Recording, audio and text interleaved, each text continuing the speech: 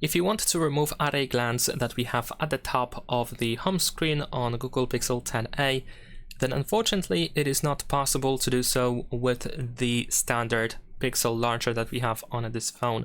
There is simply no way to completely remove this widget.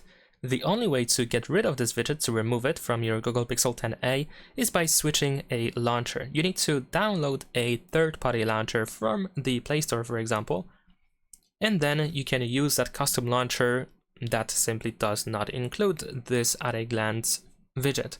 So if we use this search bar here at the top, we can just simply type launcher, and you should be able to find many different example launchers that you can get pretty much for free. So I recommend you trying it out and trying them out. Actually, you can try to find your favorite one, and you can stick with it if you like it enough.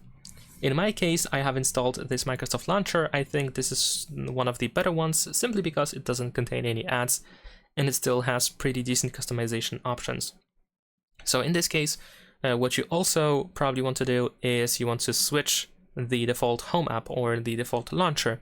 So you can switch from the standard Pixel launcher to this new launcher that you may have installed. So then whenever you go to the home screen, you actually open this new home screen.